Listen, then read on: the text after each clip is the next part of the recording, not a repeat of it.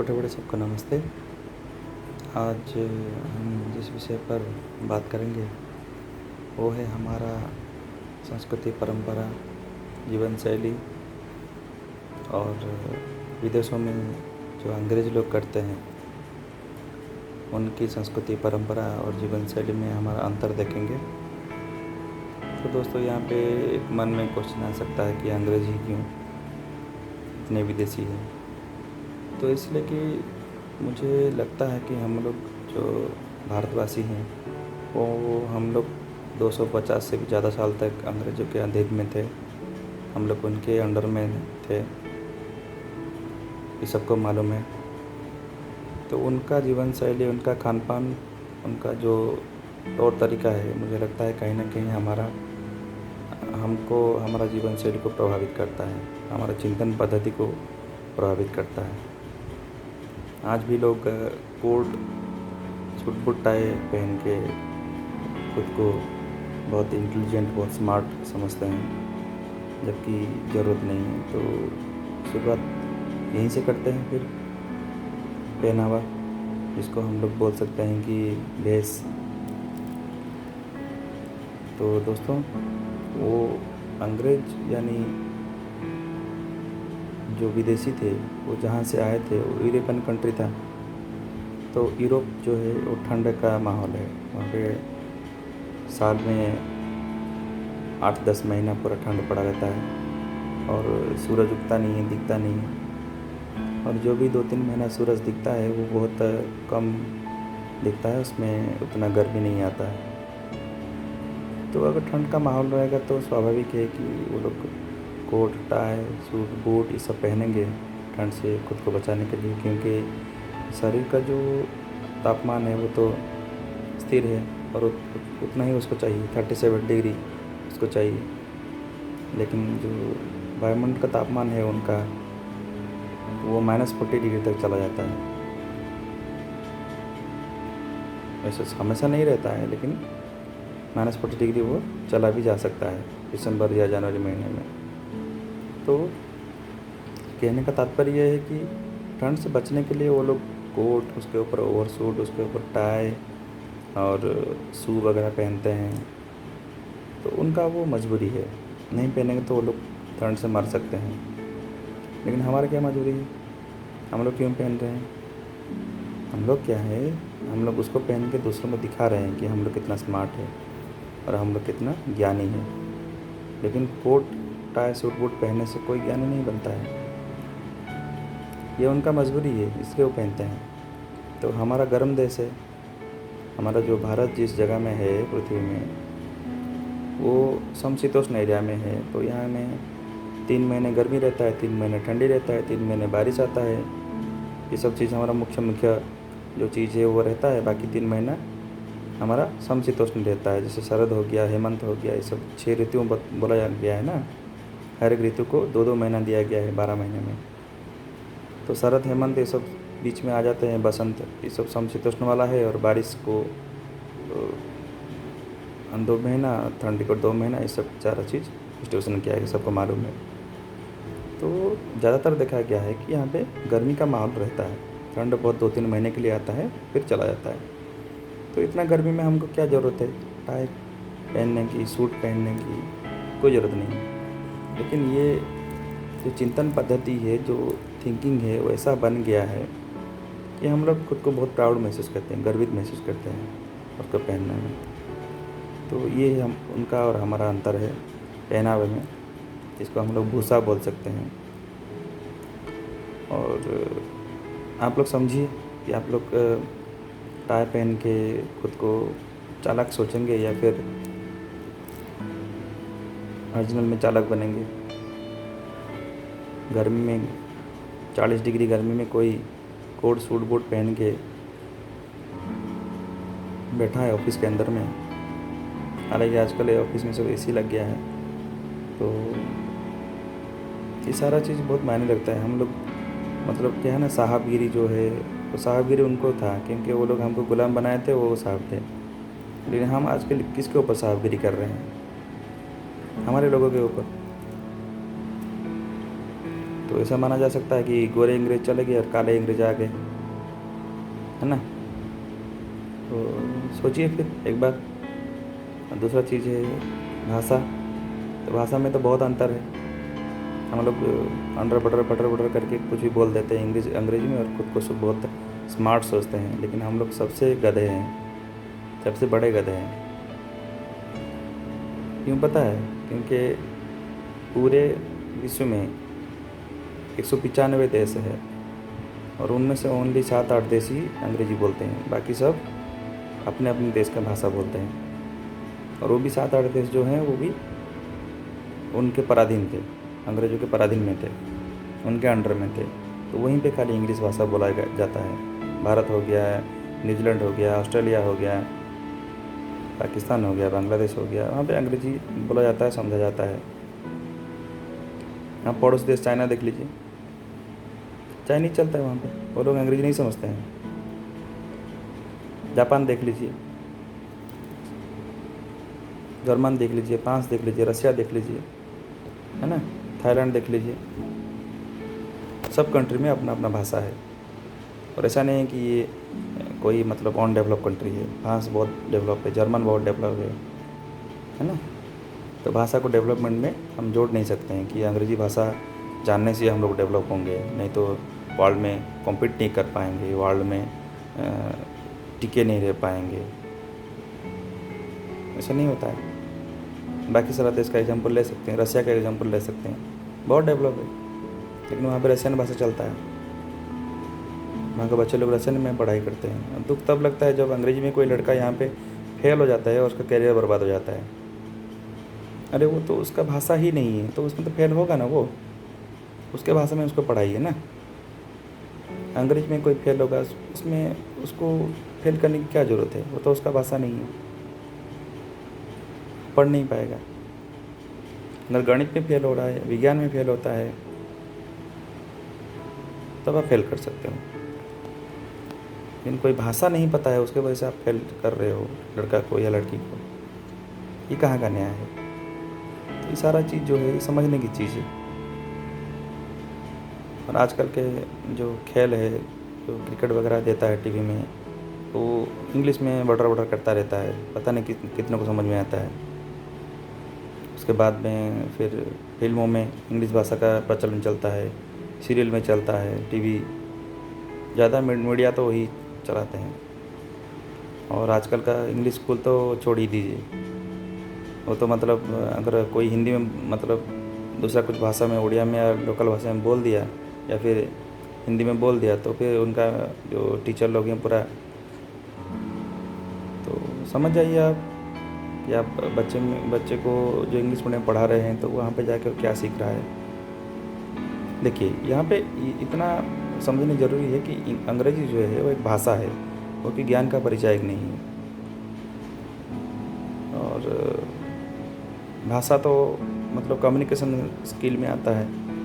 किसी को कुछ बोलना है, तो अगर मैं जाके अफ्रीका में हिंदी लैंग्वेज में बोलूँगा, तो क्या अफ्रीकन कोई समझेगा? नहीं समझेगा। तो कम्युनिकेशन करने के लिए कोई भाषा चाहिए, तो इसीलिए भाषा बना है, और हर रीजन में अलग अलग भाषा है। तो अगर आपको वर्ल्ड लेवल में जाना है, कहीं पे कम्युनिकेट करना है, तो जैसे फ्रांस करता है, जर्मन करता है, रसिया करता है, चाइना करता है, वो लोग भी वर्ल्ड में वो लोग भी WTO में रजिस्ट्री है, वर्ल्ड ट्रेडिंग ऑर्गेनाइजेशन, उसमें रजिस्ट्री है, वो लोग भी करते हैं ट्रेडिंग। वो लोग कैसे कम्युनिकेट करते हैं? चाइना में तो खुद का कंप्यूटर में उनका भाषा में कीबोर्ड है ना। तो ये समझने का गलती मत कीजिए कि जो इंग्लिश 2 शब्द बोल जाए तो बहुत ज्ञानी है, ऐसा नहीं है। ज्ञान अलग चीज़ होता है और भाषा अलग चीज़ होता है। किसी भाव को प्रकाश करने की जो माध्यम होता है उसको भाषा बोला जाता है। तो भाषा बहुत प्रकार का हो सकता है ना। तो अंग्रेज़ी जो है वो बहुत कितना अच्छा भाषा है, आप 2-3 एग्जाम्पल से देख सकते हैं।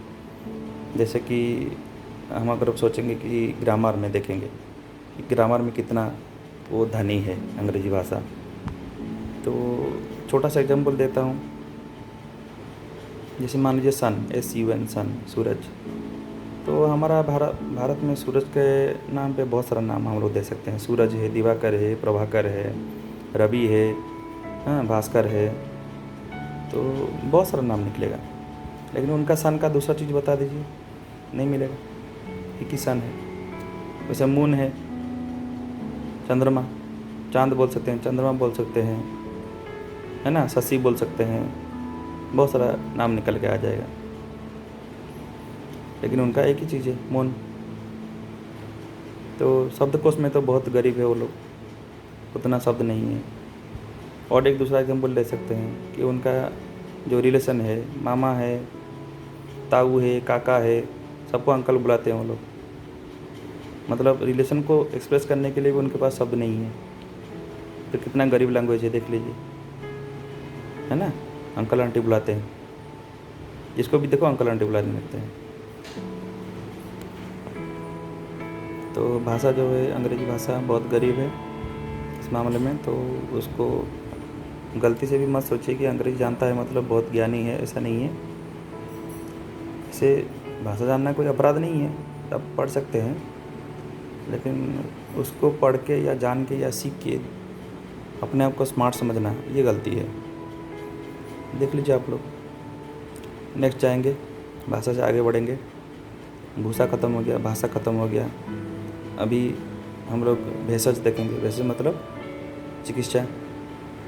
तो अंग्रेजी माध्यम में जो चिकित्सा होता है, वो लोग जो चिकित्सा करते हैं उनका नाम है एलोपैथी, और हमारा जो भारतीय चिकित्सा है उसका नाम है आयुर्वेद। तो दोनों में काफ़ी अंतर है।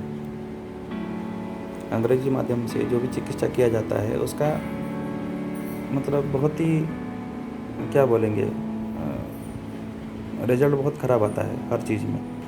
आप कोई भी बीमारी का नाम बता दीजिए, उसका कोई निवारण ही नहीं है। हाँ, थोड़ा टाइम के लिए उसको दबा सकता है, उसकी कैपेसिटी है कि थोड़ा टाइम के लिए उसको बीमारी को दबा देता है, लेकिन ख़त्म नहीं कर पाता है, जड़ से ख़त्म नहीं करता है। आप शुगर, हाई बीपी देख लीजिए, उच्च रक्तचाप, हाँ, डायबिटीज़ देख लीजिए, शुगर नहीं है, उसका निदान एलोपैथी में कहाँ है, नहीं है। कैंसर देख लीजिए, कोई मेडिसिन नहीं है, लेकिन कैंसर का मेडिसिन है आयुर्वेद में। आयुर्वेद बहुत सारा कैंसर बीमारी को अच्छा किया है। और बहुत सारा चीज़ है। आर्थराइटिस देख लीजिए, रिमेटॉइड आर्थराइटिस देख लीजिए, स्पॉन्डिलाइटिस देख लीजिए, आप एड्स देख लीजिए, आप बहुत जितना भी बीमारी आपके नाम में आएगा, एलोपैथी में कोई भी बीमारी का इलाज नहीं है। टेम्पररी कोई खून खराबा हो गया, कहीं पे एक्सीडेंट हो गया, उसको पट्टी मार देते हैं, बांध देते हैं, जो हड्डी को थोड़ा ये कर देते हैं, हड्डी जुड़ जाता है, वो अलग बात है। लेकिन बीमारी का कोई भी मेडिसिन आज तक नहीं है। लेकिन आयुर्वेद में हर बीमारी का इलाज है, और वो भी जड़ से। आप आयुर्वेद डॉक्टर के पास जाइए, उनके साथ मुलाकात कीजिए, उनसे बातचीत कीजिए, हर बीमारी का आपको मेडिसिन मिल जाएगा। ठीक है। तो ये एक सबसे बड़ा अंतर है उनका भेषज और हमारा भेषज में, हमारा चिकित्सा पद्धति और उनका चिकित्सा पद्धति में, है ना। आगे बढ़ेंगे। जो भोजन, तो उनका जो भोजन है, वहाँ पे तो ठंड पड़ता रहता है, तो उनका जो भोजन है बहुत लिमिटेड है। वो लोग सुबह शाम रात हर टाइम पाव रोटी और बड़ा पाव ये सब खाते रहते हैं। मतलब ये भी ब्रेकफास्ट में भी पाव, और डिनर में भी पाव, और लंच में भी पाव। मतलब वो उनका यही चीज़ है, वही बनता है। उसका अलग अलग नाम दे देते हैं, hot dog, cold dog, pizza, burger, ये सब नाम दे देते हैं अलग अलग, लेकिन होता वही है, आइटम एक ही है।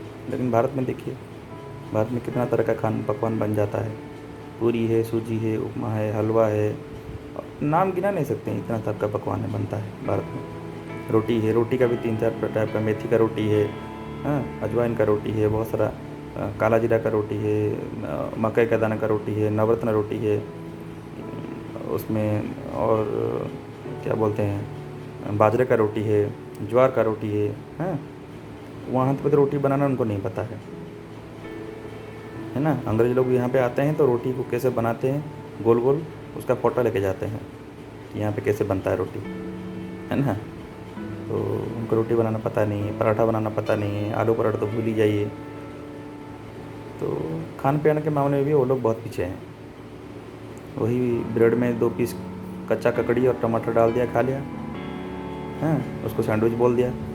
वही ब्रेड में कुछ नॉनवेज, बकरी का मांस या फिर गाय का मांस डाल दिया, उसको बर्गर बोल दिया, उसको खा लिया। वही ब्रेड होता है। वो क्या कैसे बनाते हैं उसका तरीका भी बहुत गंदा है। गेहूँ को लेके टंकी में, वहाँ पे तो ठंड पड़ रहता है, तो गेहूँ को हम लोग कलेक्ट करते हैं और मांस में एक जगह में कलेक्ट करके उसको आटा बनाया जाता है और मांस में उसको एक टंकी में पड़ के सड़ा जाता है 2-3 महीने तक। वहाँ पे जो भी हो, जितना भी टाइम हो मुझे अच्छे से पता नहीं है, लेकिन वो आटे को सड़ा के उसमें रोटी, जो रोटी तो नहीं बनाते हैं वो लोग, पाव बनाते हैं, है ना। उसके लिए सैंडविच के लिए पाव बनाते हैं, बर्गर के लिए पाव बनाते हैं, हॉट डॉग के लिए पाव बनाते हैं, तो उसी से बनता है और वो लोग सुबह शाम वही खाते हैं, है ना। और दूसरा ऑप्शन नहीं है।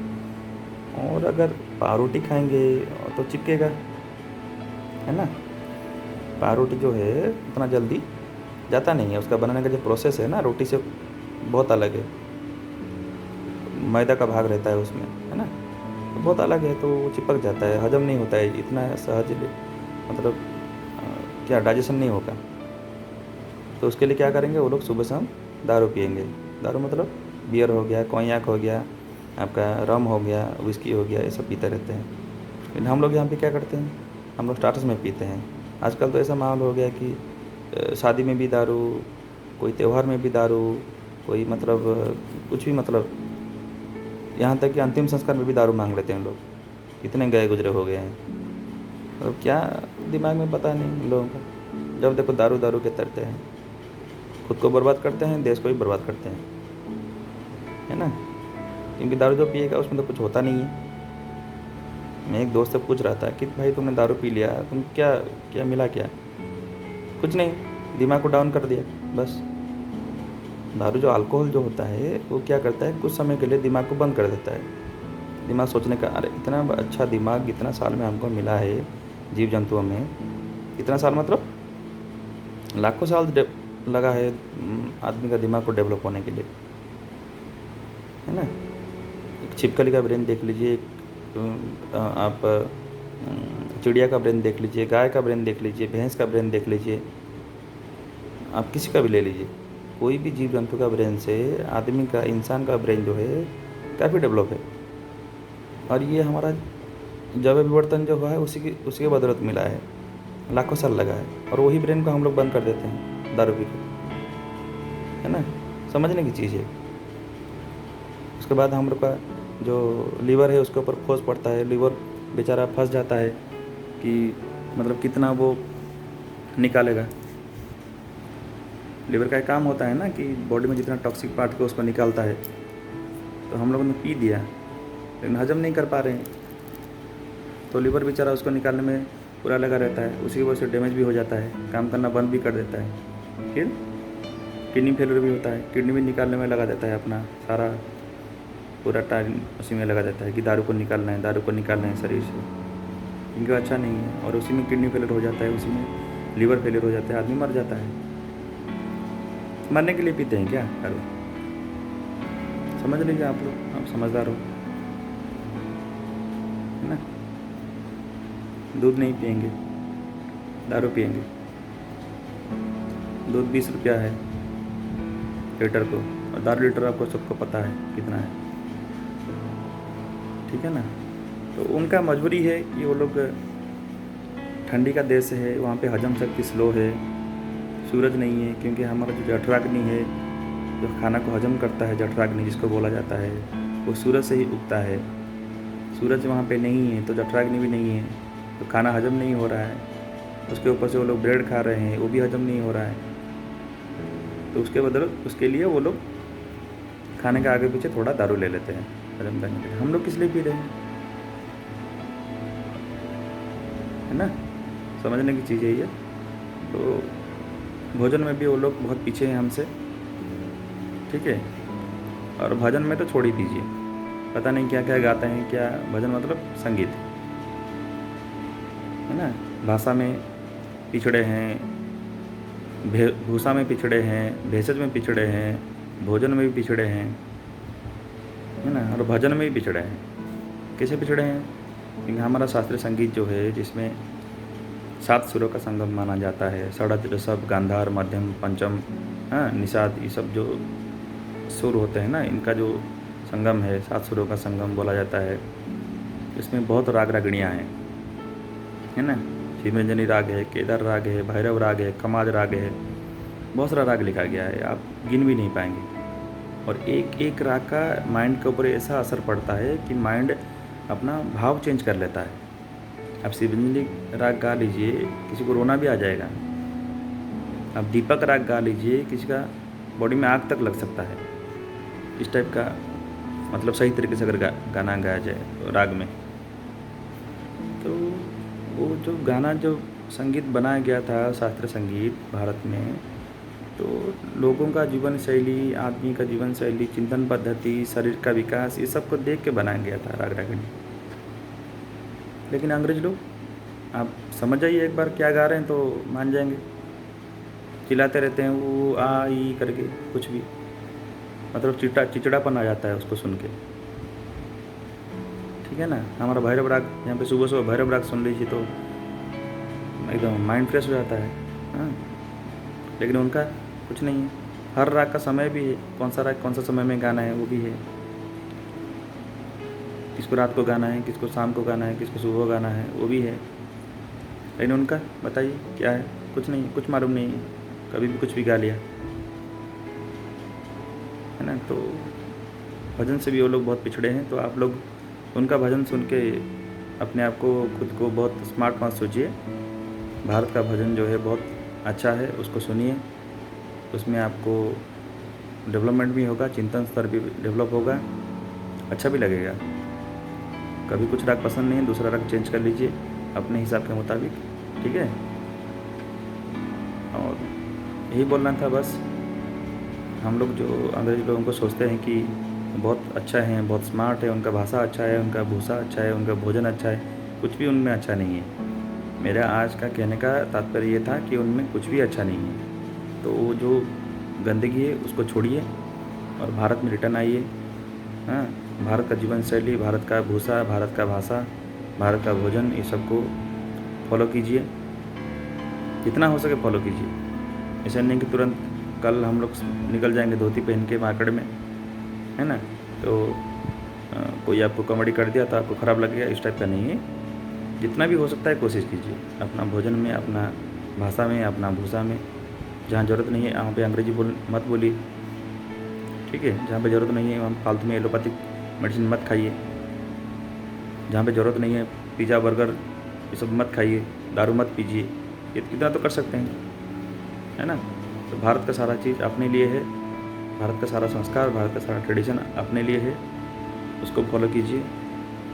बिंदास रहिए, खुश रहिए। जय हिंद, धन्यवाद।